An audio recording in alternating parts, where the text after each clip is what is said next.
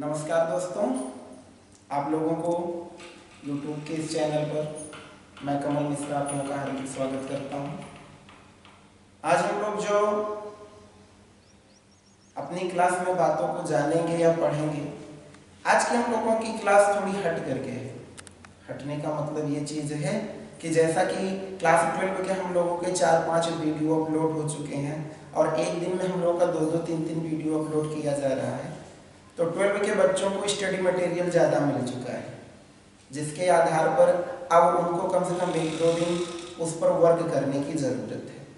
आज का ही हमारा ऐसा वीडियो है और इस वीडियो के लिए बहुत ज़्यादा आप लोगों की डिमांड थी, वो चाहे हमारे पास मैसेज के माध्यम से हो या फ़ोन के माध्यम से हो, या ये डिमांड हर विद्यालयों से भी थी कि हम लोगों को जो वीडियो हमारा मिले वो क्लास 11th के लिए भी मिले, 10th के लिए भी मिले, 9th के लिए भी मिले। आज हम ऐसा वीडियो बनाने चल रहे हैं जो आप लोगों के सामने मैं प्रस्तुत कर रहा हूँ। यह वीडियो क्लास 11th के लिए भी इम्पोर्टेंट है, क्लास 10th के लिए भी इम्पोर्टेंट है, क्लास 9th के लिए भी इम्पोर्टेंट है और क्लास 12 के लिए भी इम्पोर्टेंट है।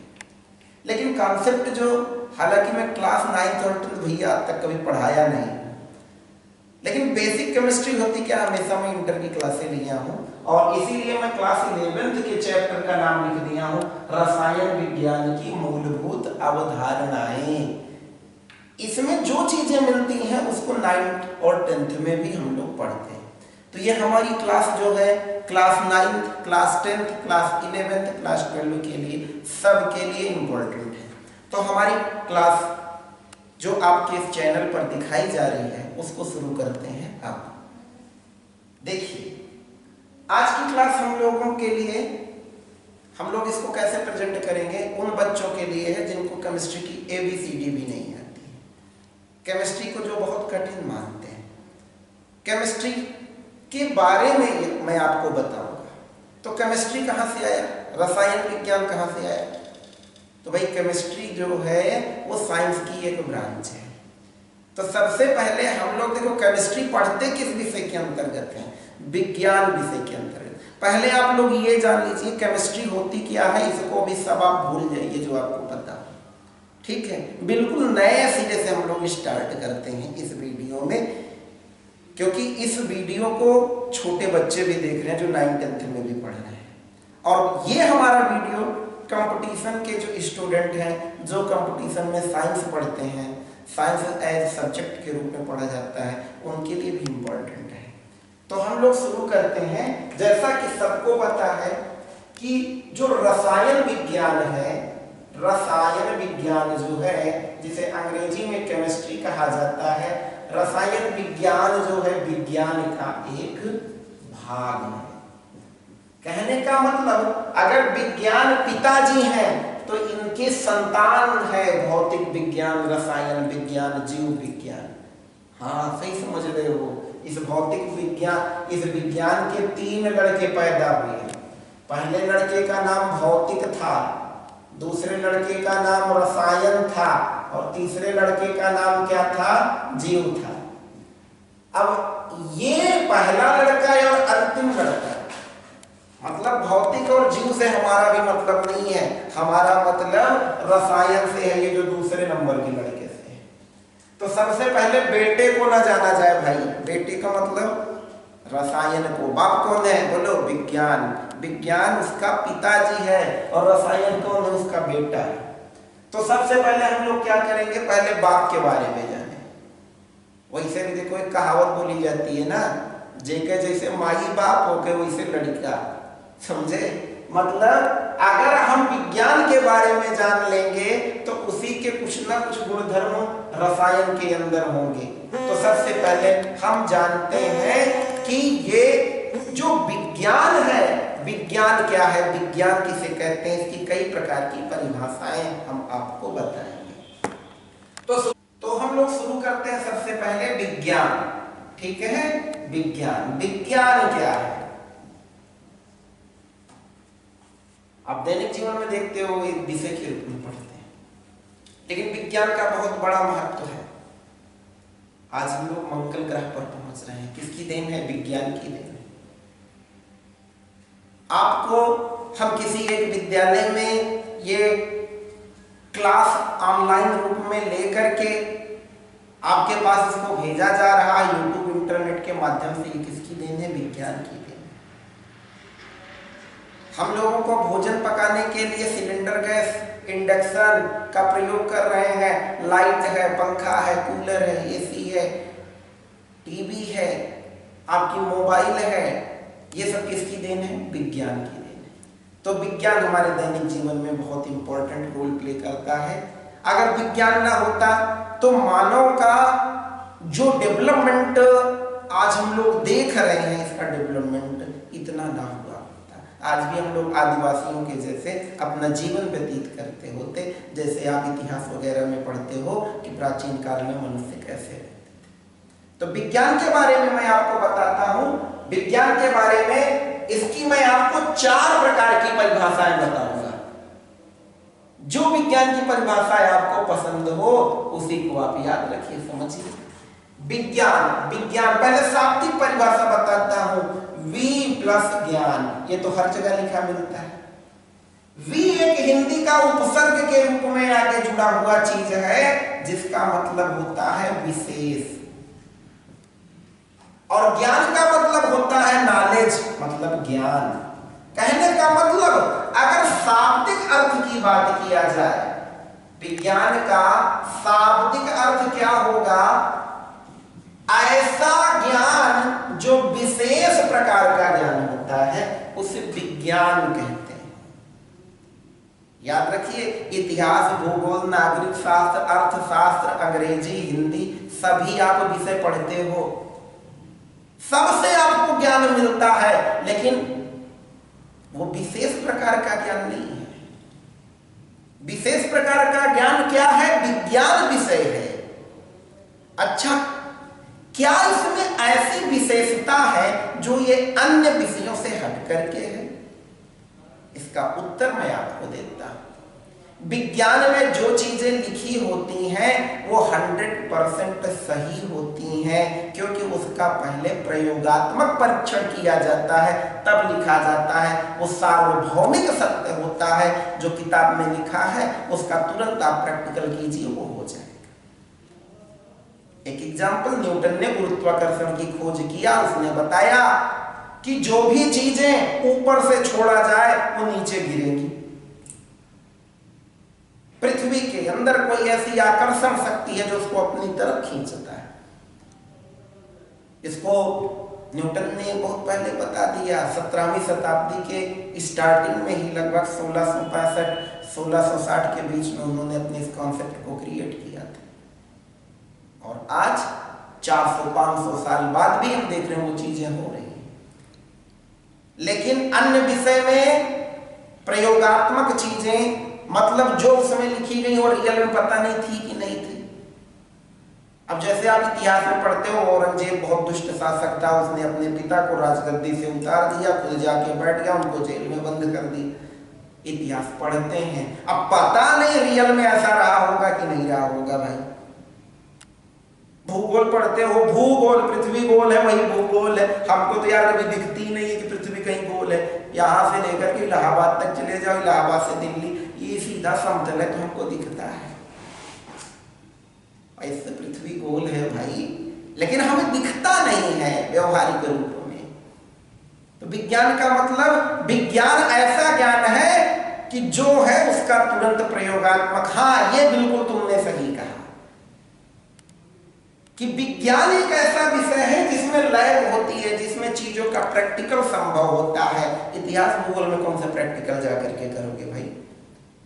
उसमें प्रैक्टिकल कहाँ होता है। इसीलिए विशेष प्रकार का ज्ञान होता है। तो पहली परिभाषा निकली, ऐसा ज्ञान जो विशेष प्रकार का ज्ञान होता है उसे ही क्या कहते हैं? विज्ञान कहते हैं, साइंस कहते हैं।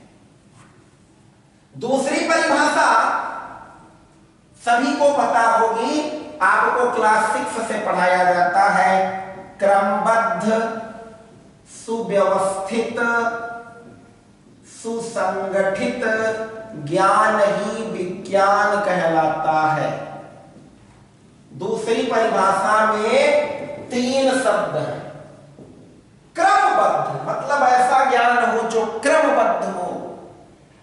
अब जैसे केमिस्ट्री की बात किया जाए, पहले परमाणु संरचना पढ़ोगे, संयोजकता नहीं पढ़ोगे। तुमको इलेक्ट्रॉनिक विन्यास पता नहीं है तो वैद्युत संयोजी बंध कैसे बना पाओगे, सहसंयोजी बंध का स्ट्रक्चर बना पाओगे नहीं। विज्ञान कैसा है, क्रमबद्ध। पहला चैप्टर पढ़ोगे तो दूसरा आएगा, दूसरा पढ़ोगे तो तीसरा आएगा, तीसरा पढ़ोगे तो चौथा आएगा। ऐसा नहीं है कि आप अन्य चैप्टरों को छोड़ करके बीच में कूद जाइए तो आपको समझ में आने वाला नहीं है। जैसे कक्षा 12 में विलियन चैप्टर पढ़ा रहा हूं, और अगर आप प्लेलिस्ट में जाकर के वीडियो खोज रहे हैं तो पार्ट 4 पढ़ोगे तो थोड़ी समझ में आएगा। उसको पढ़ने के लिए 1 पढ़ो, 2 पढ़ो, 3 पढ़ो, 4 पढ़ो। विज्ञान क्या होता है, क्रमबद्ध होता है, सुंदर ढंग से व्यवस्थित होता है और सुसंगठित होता है। कहने का मतलब किसी ऐसे ज्ञान में 3 गुण हो, पहला क्रमबद्ध, दूसरा सुव्यवस्थित और तीसरा सुसंगठित। वही ज्ञान ही क्या कहलाता है, विज्ञान कहलाता है। तीसरी परिभाषा विज्ञान की आधुनिक परिभाषा है, और इसी परिभाषा को आप लोग हमसे बहुत ज्यादा, कुछ बच्चे ऐसे थे जिनको मैं 2011-12 में इलाहाबाद में बीबीएस कॉलेज में मैं उनको पढ़ाया था, तो हमको मैसेज हमारे फेसबुक पेज पर किए थे कि सर जी आप अपनी उस परिभाषा को बता दीजिएगा जो आधुनिक परिभाषा है। आपने एक कॉन्सेप्ट हम लोगों को दिया था, वो परिभाषा हमको कहीं नहीं मिलती। तो मेरे बच्चों, ये सब परिभाषाएं तो हर कोई बताता है विज्ञान की, आपको थोड़ा हट करके बताना है। अब अगर कोई आपसे विज्ञान की परिभाषा पूछे तो विज्ञान की मैं एक नई परिभाषा तुमको बता रहा हूं, और उसको याद रखना। वो परिभाषा है, मैं लिख दे रहा हूं, आप इसका स्क्रीनशॉट ले लेना भी। ज्ञानेंद्रियों अथवा अन्य सूक्ष्मग्राही, ज्ञानेंद्रियों अथवा अन्य सूक्ष्मग्राही यंत्र साधनों, मैं धीरे धीरे बोल रहा हूं, अगर आप कॉपी और पेन लेकर के बैठे हो तो लिख भी सकते हो। ज्ञानेंद्रियों अथवा अन्य सूक्ष्मग्राही यंत्र साधनों की सहायता से, यंत्र साधनों की सहायता से क्रमबद्ध प्रेक्षणों पर, प्रेक्षण क्या है, ऑब्जर्वेशन, जो आप प्रैक्टिकल करते हो, क्रमबद्ध प्रेक्षणों पर आधारित, ज्ञानेंद्रियों अथवा अन्य सूक्ष्मग्राही यंत्र साधनों की सहायता से क्रमबद्ध प्रेक्षणों पर आधारित सुसंगठित ज्ञान ही या सुव्यवस्थित ज्ञान ही विज्ञान कहलाता है। सुसंगठित ज्ञान ही विज्ञान कहलाता है। तो फिर से मैं बोल दे रहा हूं, ये विज्ञान की आधुनिक परिभाषा। ये परिभाषा यदि आपको कहीं पर मिलेगी किसी भी आदमी के पास, तो हो सकता है वो कहीं ना कहीं कमल मिश्रा से जरूर पढ़ा होगा। हाँ, अभी तक लगभग हम 30-35 हजार बच्चों को पढ़ा चुके होंगे 10 साल के बीच में। वो इलाहाबाद की कई कोचिंगों, कई कॉलेजों में, कुछ कॉलेजों में हम गेस्ट लेक्चर भी लेते हैं, कुछ कॉलेजों के ऑलरेडी वहां पर टीचर ही हैं। अगर ये परिभाषा आपको कहीं पर मिलेगी तो जान लेना उस बच्चे का रिलेशन कहीं ना कहीं मुझसे जरूर रहा है। तो आप याद रखिए, ज्ञानेंद्रियों अथवा अन्य सूक्ष्मग्राही यंत्र साधनों की सहायता से प्राकृतिक घटनाओं के प्रेक्षणों पर आधारित, यंत्र साधनों की सहायता से प्राकृतिक घटनाओं, एक शब्द यहाँ पर प्राकृतिक घटना रहा, प्राकृतिक घटनाओं के प्रेक्षणों पर आधारित क्रमबद्ध ज्ञान ही विज्ञान कहलाता है। ठीक है, अब ध्यान से समझिएगा, यहां पर आपको एक नया शब्द मिल गया, ज्ञानेंद्रियों। अब थोड़ा व्यवहारिक बात करते हैं। साइंस को पढ़ने से पहले कुछ आपको अपने शरीर के बारे में जानना चाहिए। हमारे शरीर में 10 इंद्रियां होती हैं, ये जान लो। कितनी इंद्रियां? 10 इंद्रियां। ठीक, 10 इंद्रियां हमारे शरीर में हैं, जिसमें 5 ज्ञानेंद्रिय है और 5 कर्मेंद्रिय है। इनका क्लासिफिकेशन जान लो, 5 कर्मेंद्रिय है और 5 ज्ञानेंद्रिय है। संधि विच्छेद करो, ज्ञान धन इंद्रिय बराबर ज्ञानेंद्रिय और कर्म धन इंद्रिय बराबर कर्मेंद्रिय। यस, इन्हीं 10 इंद्रियों को जो जीत लेता है उसी को जितेंद्रिय कहा जाता है। इंद्रियों को जीतने वाला ही जितेंद्रिय है। समझे? अब जितेंद्रिय क्या है, इसको तोड़ो। जीत धन इंद्रिय, जितेंद्रिय जो इंद्रियों को जीतता है वही जितेंद्रिय है। अब जितेंद्रिय कौन है? कहा जाता है ना, मनोजवम मारुत तुल्य वेगम जितेंद्रियम बुद्धिमताम वरिष्ठम वातात्मजम वानरयूथ मुख्यम श्री रामदूतम हाँ शरणम प्रपद्ये। हनुमान जी को जितेंद्रिय कहा जाता है। अब सबसे बलशाली देवता हनुमान जी माने जाते हैं। कहते हैं कलयुग के सिर्फ एक ही देवता है हनुमान जी, हनुमान जी की पूजा करनी चाहिए। अभी रामायण आ रहा था ना, अंतिम दिन जब समाप्त हुआ तो राम जी जब सरयू जी में समाने लगे तो पूरी अयोध्या उनके साथ समा गई। हनुमान जी कहे प्रभु हम क्या करें बताइए? कहे हनुमान तुम मेरे अनन्य भक्त हो, तुम दीर्घ काल तक जीवित रहोगे और जब कलयुग में पूरा एकदम पाप का साम्राज्य होगा और जब मेरा भगवान कल्कि के रूप में 24वां अवतार होगा तब हमारी तुम्हारी मुलाकात होगी। तो हमारे संसार में कोई देवता प्रत्यक्ष रूप में दिखाई नहीं देते, लेकिन 2 देवता अभी भी हैं। एक हनुमान जी हैं और दूसरा सूर्य भगवान है। सूर्य भगवान साष्टांग रूप में आपको एकदम साक्षात रूप में दिखते हैं। तो हनुमान जी को जितेंद्रिय कहा जाता था। क्यों? क्योंकि वो अपनी 10 इंद्रियों को जीत लिए थे। महात्मा बुद्ध को भी जितेंद्रिय कहा जाता था। तो हमारे शरीर में 10 इंद्रियां हैं। ये 5 ज्ञानेंद्रियां, 5 कर्मेंद्रियां, ऐसी इंद्रियां जिससे हमको ज्ञान मिले वो क्या है? ज्ञानेंद्रिय है। अब ज्ञानेंद्रिय में पहली ज्ञानेंद्रिय बोले तो आंख, दूसरी ज्ञानेंद्रिय कान, तीसरी ज्ञानेंद्रिय नाक, चौथी ज्ञानेंद्रिय बोलो बोलो नहीं पता जीभ, और 5वीं ज्ञानेंद्रिय बोलो तो त्वचा। इसके ये 5 ज्ञानेंद्रिय है। आंख ज्ञानेंद्रिय है। अगर आपको दोनों आंख से आपके दिखाई देता है तो इस समय आप हमको देख रहे होंगे कि सर टी शर्ट पहने हुए हैं, कि कोट पैंट पहने हुए हैं, कि कुर्ता पहने हुए हैं। क्या पहने हैं? टी शर्ट पहने हैं। कैसे पता चला? आंख से दिखा ना, ज्ञान हुआ। दूसरी है कान। अब मेरा YouTube चैनल पे चेहरे खूब देख रहे हो मुंह डोलते हुए, अब पता चला तुम्हारे दोनों कान बेकार हैं, कान के बहरे हो, तो मैं तुमको पढ़ा रहा हूं कि गाना सुना रहा हूं कि क्या कह रहा हूं, तुमको सुनाई नहीं पड़ेगा।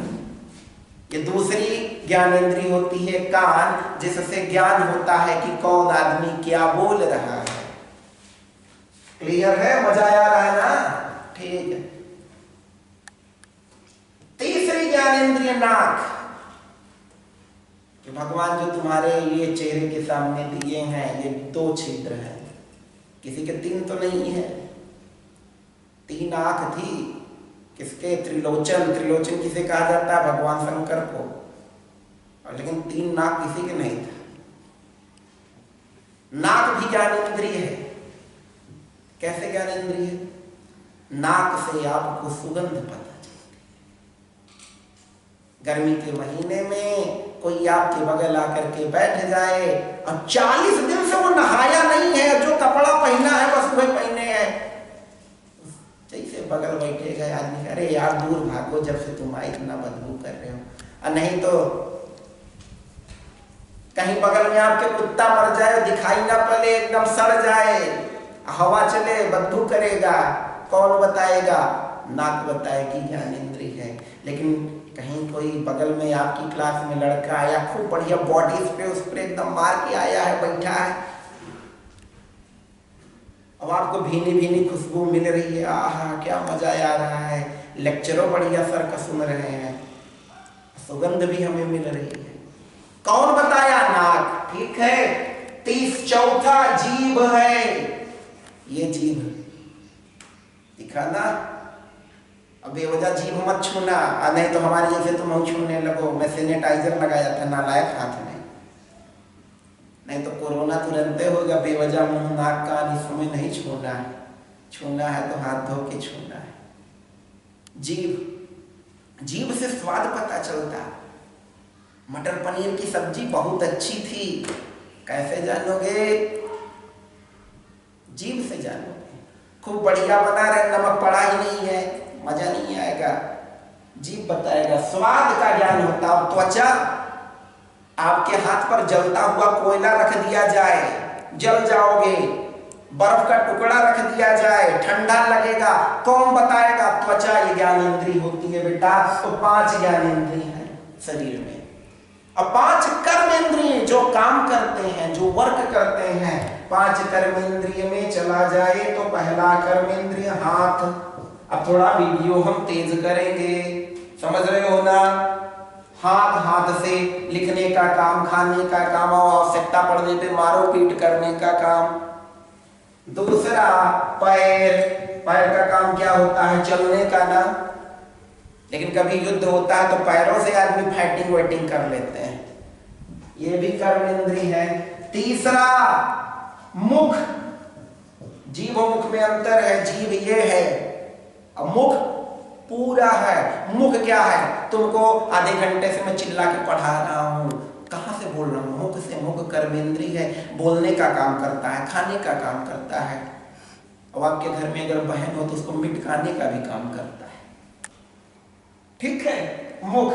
और चौथा है मल मार्ग, और 5वां है मूत्र मार्ग। ये सभी जो है हमारी कर्मेंद्रियां हैं जो कार्य करती हैं।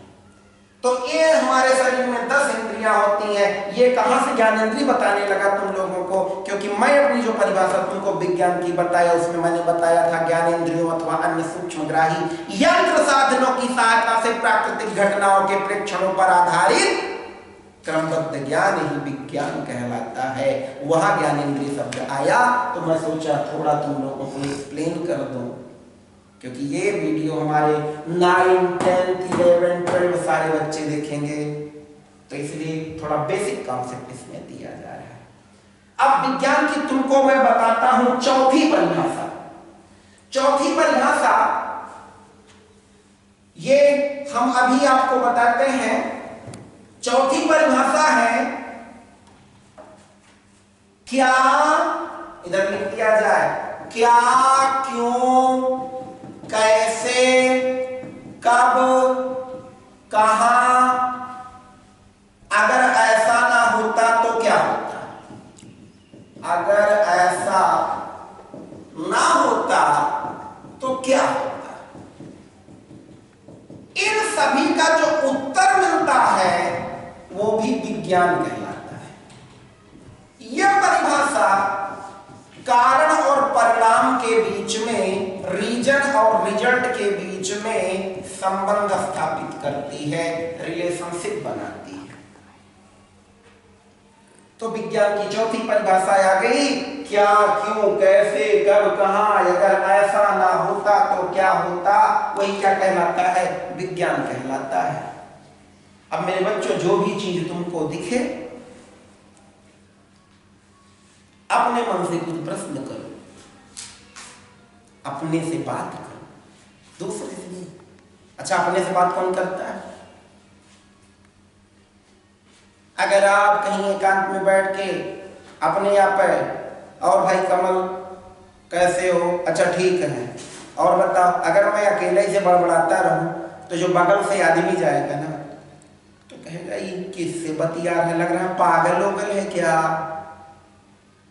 अच्छा, ज्यादा पढ़े लिखे आदमी पगले होते हैं। जितने भी वैज्ञानिक देखो वो पगले जैसे दाढ़ी वोड़ी रखाए बने रहते हैं। हा? हम पागल नहीं हैं क्योंकि हम थोड़ा कम पढ़े हैं, ठीक है। वो बात जाने दो कि हमारे गांव में कुछ लोग हमको पागल कहते हैं, लेकिन जो आपको पागल कहे वो जान लो आपको बहुत टैलेंटेड समझ रहा है। चलो पागल की परिभाषा बताता हूं, तब इधर आता हूं। पागल, पागल क्या है?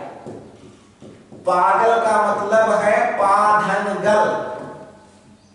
पा का मतलब होता है पाना और गल का मतलब होता है गल जाना।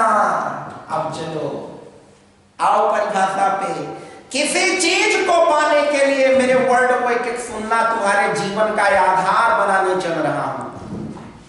किसी चीज को पाने के लिए जब तुम अपने आप को गला दोगे उसी आदमी को पागल कहा जाता है। पाने के लिए गल जाओ, तुम्हारे जीवन का जो लक्ष्य हो उसको प्राप्त करने के लिए अपने आप को गला दो। गलाने का मतलब क्या? भूख को भूख मत समझो, प्यास को प्यास मत समझो। पूरी यारी दोस्ती एक तरफ, तुम्हारे अंदर पढ़ने का जुनून होना चाहिए। लॉकडाउन है तो रहने दो, मुझे 10 घंटा पढ़ना है, मुझे आगे चल करके यूपीएससी क्रैक करना है, हमें पीसीएस बनना है, आईएएस बनना है, हमें आईईएस बनना है, हमें सचिवालय में सेक्रेटरी बनना है, हमें एसडीएम बनना है। आपके जीवन का आपका टारगेट होना चाहिए। उस टारगेट को पाने के लिए अपने आप को गलाओ और दुनिया आपको पागल जान लो। जिस दिन दुनिया तुमको कहने लगी वो बहुत सनकी आदमी है, वो बहुत पागल आदमी है, जान लो उससे लड़ना मत। उसी दिन से तो तुम्हारा विकास होने लगेगा। समझ रहे हो ना? तो ये पागल है। अब चलते हैं, पागल क्या करता है? अपने से बात करता है, अपने आप से बात करता है। और जब ये अपने आप से बात करता है तो क्या, क्यों, कैसे, कब, कहां, अगर ऐसा ना होता तो क्या होता, यही विज्ञान कहलाता है। समझ में आ रहा है? ठीक है, यही विज्ञान कहलाता है।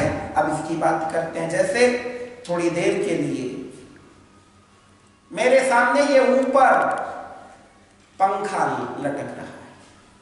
अब आपको अगर पंखा दिखे, समझ रहे हैं, तो पंखे को देखिए और मान लो ये ना जानो कि पंखा, तो अपने मन से पूछो यह क्या है? तो ये पंखा है। क्यों है? हवा देने के लिए। कैसे है? 3 पत्ती लगी है। कहां पर है? छत पर है। अगर ऐसा ना होता तो क्या होता?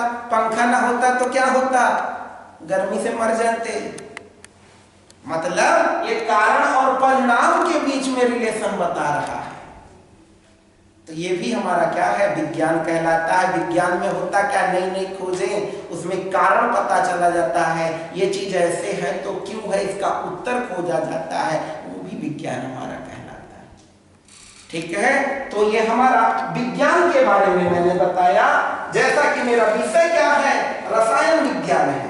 और रसायन विज्ञान विषय कहां से निकलता है? विज्ञान से निकलता है। अगर रसायन का पिता विज्ञान है तो अब हम क्या करेंगे? रसायन के बारे में जानेंगे। अब आते हैं रसायन के बारे में। रसायन किसे कहते हैं? रसायन विज्ञान या रसायन किसे कहते हैं? रसायन को अंग्रेजी में केमिस्ट्री कहा जाता है। CHEMISTRY, chemistry. उत्पत्ति इसकी कहां से हुई थी? उत्पत्ति एक मिस्र देश है जिसे अंग्रेजी में इजिप्ट कहा जाता है। मिस्र देश के कीमिया, ध्यान से समझना, कीमिया, मिस्र देश के कीमिया नामक शब्द से, मिस्र देश के कीमिया नामक शब्द से केमिस्ट्री की उत्पत्ति हुई। समझ रहे हैं? मिस्र देश के कीमिया नामक शब्द से केमिस्ट्री की उत्पत्ति हुई थी, जिसका हिंदी में शाब्दिक अर्थ काला रंग या काली मिट्टी होता है, ठीक है। और जो भी देखो कोई भी सब्जेक्ट है तो उसे फादर बोलते हैं। अगर कभी बोला जाए कि रसायन का जनक कौन है तो इसको याद रखना, फादर ऑफ केमिस्ट्री। रसायन का जनक जो है किसे कहा जाता है? रसायन का जनक लेवोसिए को कहा जाता है, जिसे फादर ऑफ केमिस्ट्री कहते हैं। रसायन का जनक कौन है? लेवोसिए हैं। लेवोसिए को हम लोग क्या कहते हैं? फादर ऑफ केमिस्ट्री कहते हैं। समझ में आ रहा है?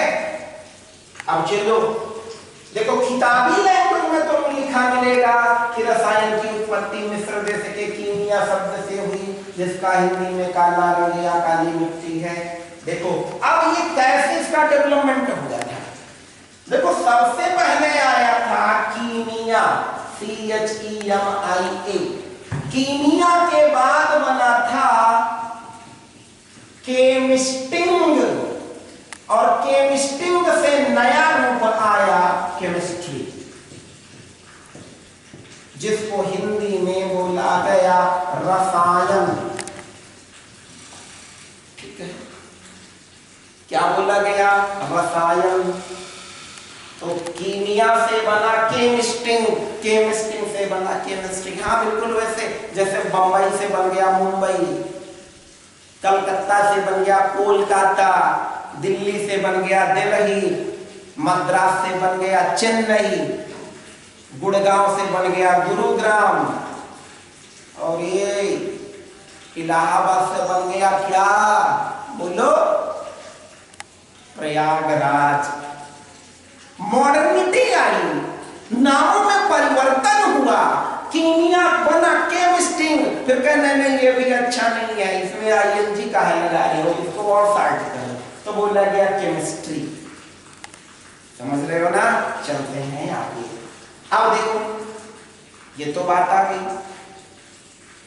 अब केमिस्ट्री है क्या? परिभाषा देखो, किसी भी विषय को पढ़ने से पहले उस विषय की हम लोगों को परिभाषा पता होनी चाहिए। अब रसायन विज्ञान की मैं आपको परिभाषा बताता हूं। रसायन विज्ञान की परिभाषा क्या है, ध्यान से समझना। ऐसे बता देता हूं, परिभाषा लिखूंगा नहीं। रसायन विज्ञान विज्ञान की वह शाखा है, रसायन विज्ञान विज्ञान की वह शाखा है जिसके अंतर्गत द्रव्य, द्रव्य मतलब कोई भी पदार्थ, आगे पढ़ाऊंगा तो द्रव्य जैसे। रसायन विज्ञान विज्ञान की वह शाखा है जिसके अंतर्गत किसी भी द्रव्य की संरचना, दूसरा संगठन, टा से टमाटर है, ठा से ठठेरी नहीं है। संगठन का मतलब कंपोजिशन होता है, और संगठन का मतलब ऑर्गेनाइजेशन होता है। गुणधर्म तथा पारस्परिक क्रियाएं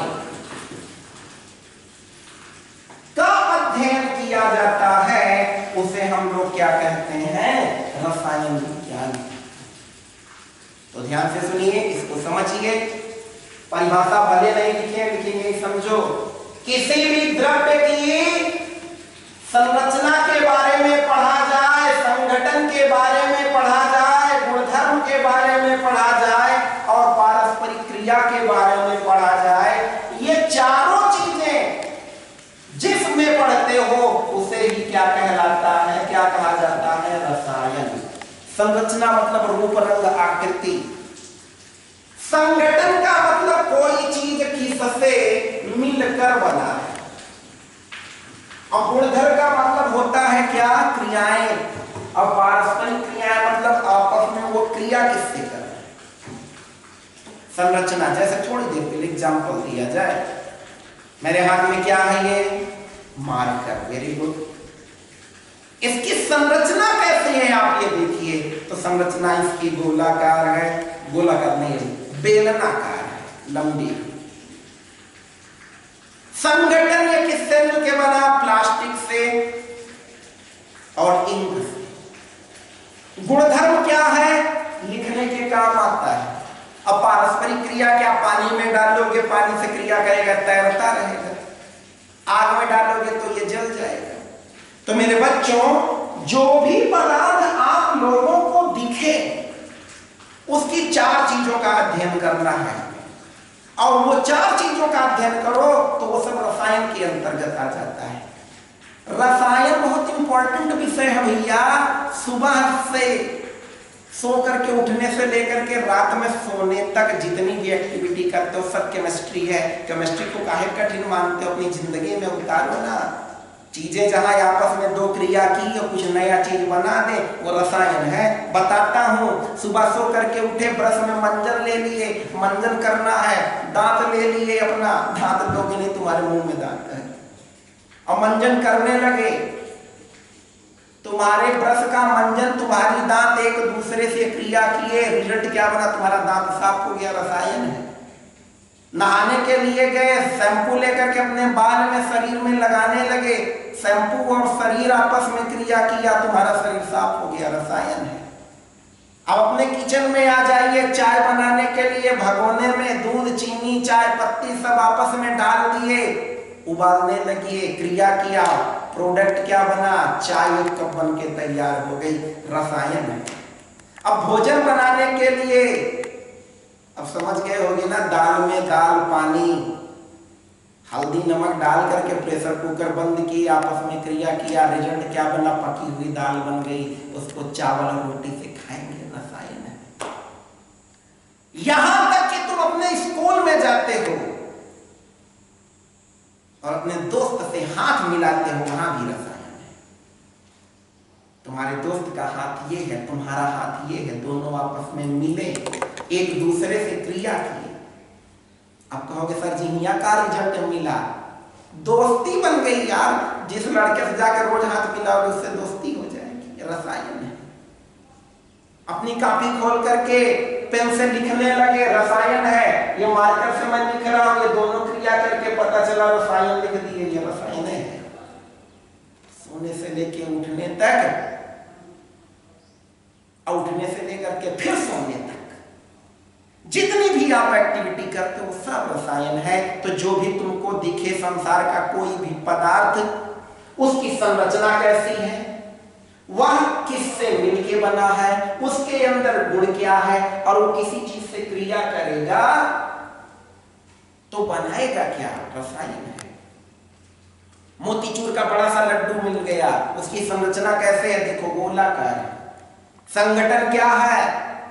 वो बेसन और चीनी से मिल करके बना है। गुणधर्म क्या है? खाने पे मीठा लगेगा। पारस्परिक क्रिया क्या है? पानी में डालोगे तो गल जाएगा, आग में डालोगे तो कोयले के जैसे बन जाएगा, रसायन है। समझ में आ रहा है? ठीक। और यदि आप इस वीडियो के नीचे कमेंट में कमेंट करेंगे कि रसायन की उत्पत्ति मिस्र देश से ही क्यों हुई, इंडिया, पाकिस्तान, अफगानिस्तान, चाइना, हाँ चाइना में ज्यादा उत्पत्ति हो रही है, कोरोना वायरस वहीं से निकला है ना, इन सभी देशों में क्यों नहीं हुई? तो आपके लिए इसका मैं अलग से वीडियो बनाऊंगा। अभी तो ये मैं एक बेसिक कॉन्सेप्ट आप लोगों को दे रहा था, बाकी इसकी जरूरत कहीं नहीं है। अगर आप इसको कहेंगे तब मैं इस पर वीडियो बनाऊंगा कि केमिस्ट्री की उत्पत्ति मिस्र देश से क्यों हुई। समझ में आ रहा है? नहीं तो फिर हम आगे चलेंगे, आगे की चीजों को। और याद रखना, ये तो किताबी लैंग्वेज है, मेरी थोड़ी प्रकृति आध्यात्मिक प्रकृति है, थोड़ा ईश्वर को मैं मानता हूँ। मेरे आधार पे जब रसायन शब्द की उत्पत्ति ही खोजनी है तो हम मिस्र क्यों जाए यार? रसायन की उत्पत्ति गोस्वामी तुलसीदास के द्वारा रचित हनुमान चालीसा में एक चौपाई दी गई है, वह तो रसायन शब्द है। क्या है चौपाई? याद आ गया? Very good. हाँ, राम रसायन तुम्हारे पासा, सदा रहो रघुपति के दासा। राम रसायन तुम्हारे पासा, सदा रहो रघुपति के दासा। बेटा ये कोई मॉडर्न साइंस की ब्रांच नहीं है, इसके बारे में तो त्रेता युग में वाल्मीकि ने रामायण में लिख दिया था, और रामायण का हिंदी रूपांतरण गोस्वामी तुलसीदास ने रामचरितमानस में भी लिख दिया था, यह hydrogen, helium, lithium, beryllium, boron, carbon, nitrogen, oxygen, chlorine, neon, sodium, magnesium, aluminium, silicon, phosphorus, sulphur, chlorine, argon, potassium, calcium आ जाए। तुम जिस संस्कृति से बिलोंग करते हो, भारतीय संस्कृति में यहाँ ऐसे ऐसे ऋषि और मुनि हुए हैं, इन्होंने उस कॉन्सेप्ट को 2 युगों के पहले दे दिया था और उन्होंने पहले ही तत्वों की खोज की थी। अब वो बात दूसरी है कि आज 118 120 तत्व खोजे गए हैं और पहले के आधार पर महर्षियों के द्वारा बोले गए थे मेन 5 तत्व थे। पृथ्वी, आकाश, वायु, अग्नि, जल। और तुलसीदास ने इसको लिखा है, देखो पहले क्या चीज किससे मिलके बना है उसको जानने से पहले ये जाने हमारी मानव शरीर किससे मिलके बनी है। तो तुलसीदास ने लिखा था रामचरितमानस में, और वो यहाँ लागू होता है, क्षिति जल पावक गगन समीरा पंच रचित धम शरीर। मतलब ये जो मानव शरीर है ये 5 तत्वों से मिलकर के बना है, और यही 5 तत्वों का क्लासिफिकेशन होकर के आज 118 हो गया है। पहले के सिर्फ 5 तत्व हैं। क्षिति मतलब पृथ्वी, गगन मतलब आकाश, वायु मतलब हवा, अग्नि का मतलब आग, और समीर, समीर हवा हो गया, जल। हाँ ठीक है, क्षिति जल पावक गगन समीरा। और जब हम अपनी इस दुनिया में अपना IPL का मैच खेल करके जब भगवान के यहाँ जाते हैं, मतलब हमारी जब जीवन लीला समाप्त होती है, हमारी जीवात्मा जब दूसरे लोक में जाती है, किसी दूसरे शरीर को धारण करती है, अकॉर्डिंग टू श्रीमद् भागवत गीता, तो हमारी ये जो शरीर जो 5 तत्वों से मिलकर बनी है उसी 5 में विलीन हो जाती है, जिसे पंच महाभूत कहा जाता है। अरे इस समय शक्तिमानों को शुरू हो गया है यार, शक्तिमान सीरियल देखो, शक्तिमान में देखो 5 महाभूत निकलते हैं, वो 5 वही है, 5 चीजों से मिलकर के मानव शरीर बनी।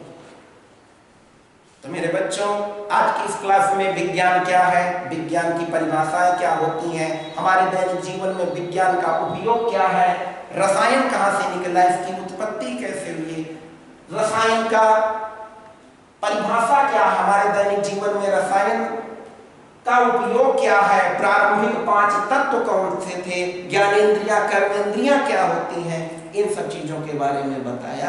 आशा करता हूँ आपको वीडियो बहुत ही पसंद आया होगा। हमारे चैनल को आप सब्सक्राइब कीजिए, बेल आइकन दबाइए, वीडियो को लाइक कीजिए और अपने प्यारे से सुंदर से कमेंट कीजिए। मैं आऊँगा फिर से एक नया वीडियो लेकर के, तब तक आप लोगों से कमल मिश्रा का नमस्कार, धन्यवाद।